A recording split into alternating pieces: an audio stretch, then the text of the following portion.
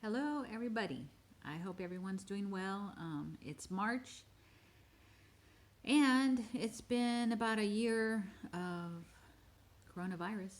So I was looking at my old videos. It's been so fun to have a YouTube video, and I thought, don't press the panic button. Don't panic. So I hope everybody's gotten through the year fine. A year ago, I was praying for a vaccine, so it's been a long year, but thankfully we have one. I think it's good that we have one. Hope everybody's getting better.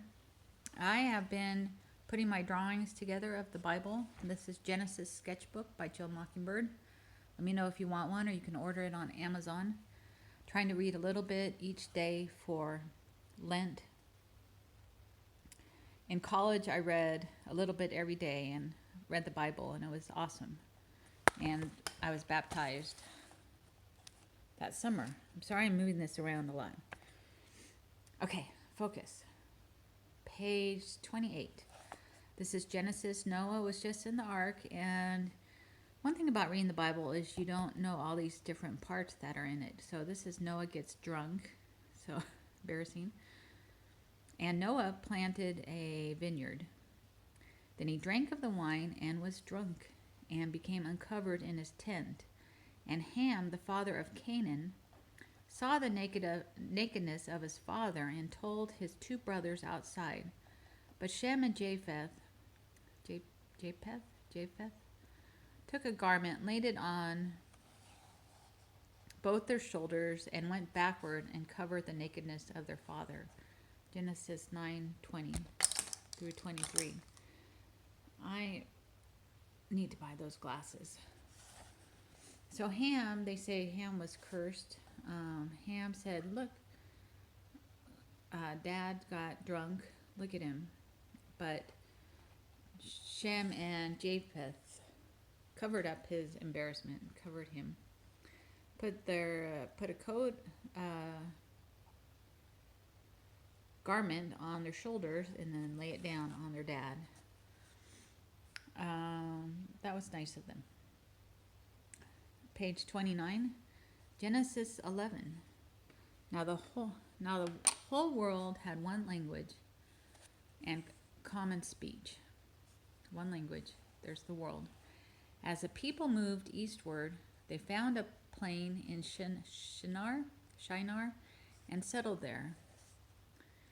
So they moved eastward and went to, I'll say, Shinar.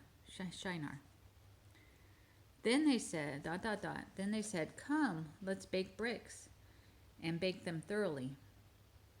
Let us build for ourselves a tower that reaches to the heavens, so that we may make a name for ourselves. Otherwise, we will be scattered over the face of the whole earth. So let's bake bricks.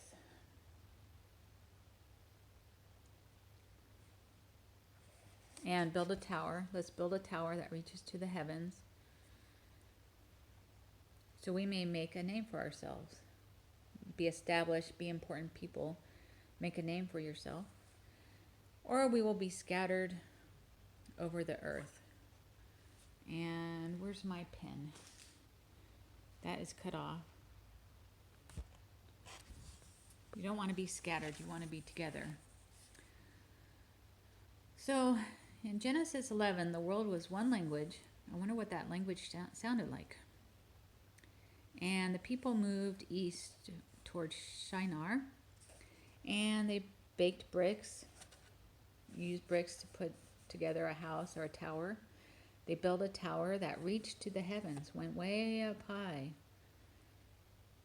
They wanted to make a name for themselves, establish a name for themselves, and so they wouldn't be scattered all over the earth. Page 30. Genesis 11:5. But the Lord came to see the city and the tower the people were building. The Lord said, if as one people speaking the same language, they have begun to do this, then nothing they plan to do will be impossible for them. Come, let us go down. Come, let us go down and confuse their language so they will not understand each other. So God is talking to someone. Come, let us go down and confuse them. They're speaking different languages. What? Shema? ¿Qué? ¿Cómo? What? What's going on? So the Lord scattered them abroad from... The Lord scattered them abroad. So the Lord scattered them abroad from there over the face of all the earth, and they ceased building the city. Therefore its name is called Babel, because there the Lord scattered them. Sorry, I took off my glasses. There the Lord scattered them, and it was called Babel. Scattered them all over the face of the earth. Genesis 11:8-9. And Babel nowadays means talk that you can't understand. He's babbling, blah, blah, blah, blah, blah, blah, babble, babble, babble. And there's a computer program to learn a language called Babel. So God said, hey, look what those guys are building. They were building bricks and going way up high. Let's go down and confuse them so they speak different languages. And then he scattered them all over the earth. German, Chinese, French, Romash, I'm not sure. All kinds of different languages. Swahili, Cambodian. So these are just extras that I put in, that I drew. That's not in the Bible. Page 31, Genesis 12:10. Now there was a famine in the land. Famine is no food. And Abraham went down to Egypt to dwell there, for the famine was severe in the land. So there's a bad famine, no food, and Abraham went down to Egypt. Have we talked about Abraham?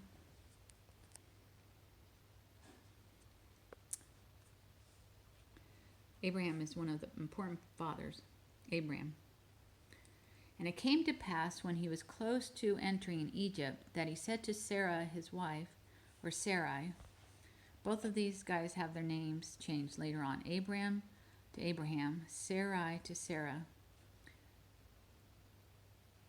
He said to Sarah, his wife, indeed, I know that you are a woman of beautiful countenance. You are beautiful.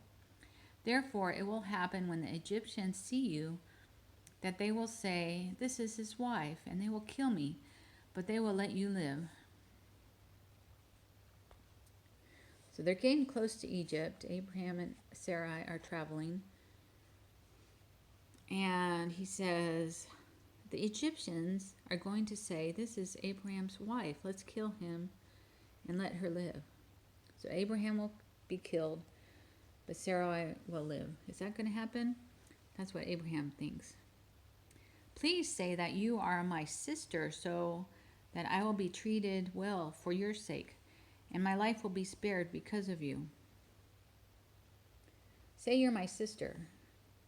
Abraham says to Sarai, I'm your sister. She's a nice wife. My life will be spared, says Abraham. Yea, I will live. So there's a severe famine in the land, and so no food. Abraham went down to Egypt, and I guess with his wife, Sarai. So they're close to Egypt, and Abraham says, say you're my sister, or when we get into Egypt, the Egyptians are going to look at you and say, you're beautiful. This is Abraham's wife. Let's kill him and let her live.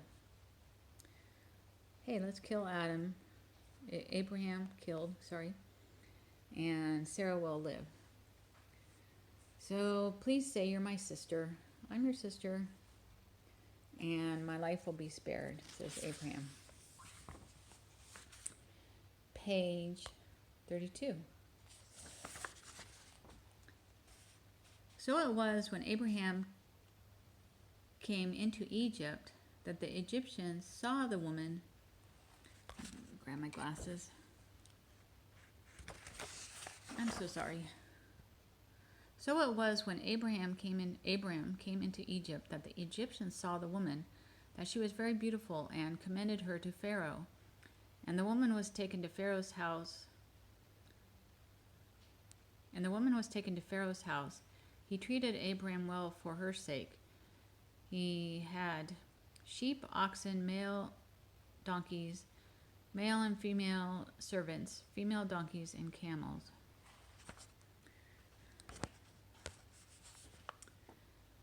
So Abraham was treated well. They said, she's my sister, I'm her brother. And he was given sheep, cows, donkeys, male and female servants, and camel, I think. And I'll write down servants.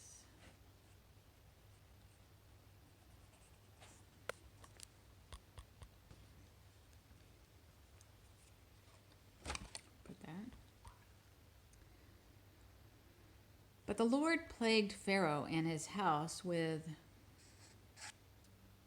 plague? I don't know. Because of Sarai, Abraham's wife. And Pharaoh called Abraham and said, "What is this you have done to me? Now here is your wife. Take her and go your way."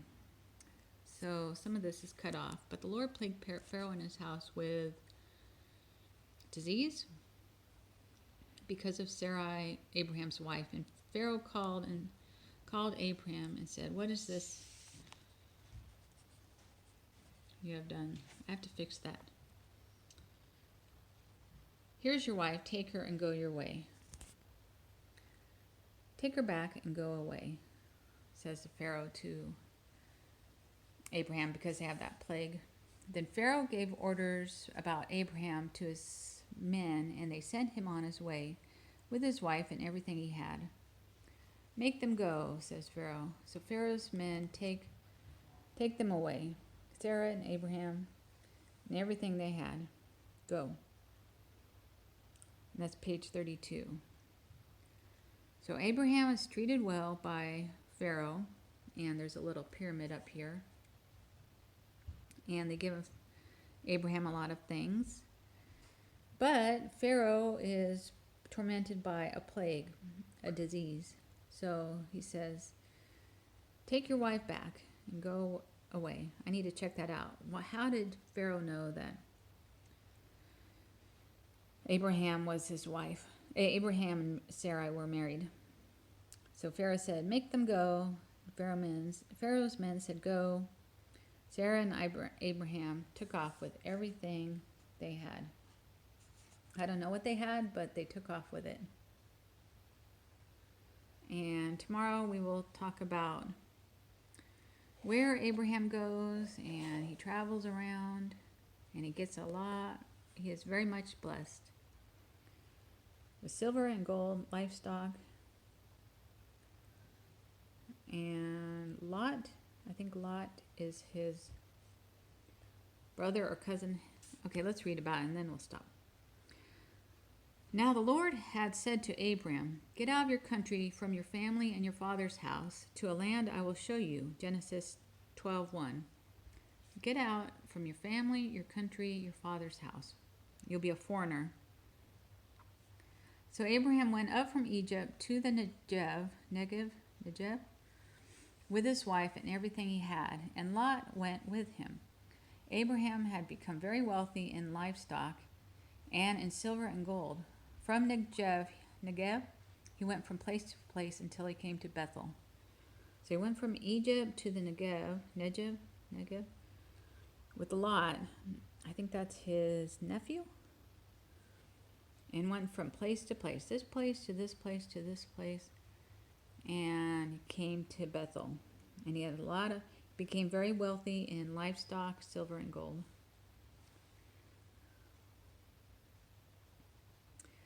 Then Abram called on the name of the Lord. God, I want to talk to you. And that's page 33.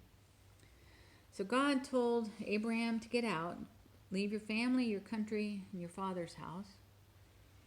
And he travels around with Lot, his nephew, wife, animals, and livestock, silver and gold. And he travels from place to place, and he comes to Bethel, and he starts to call on the name of the Lord. And we'll do more tomorrow.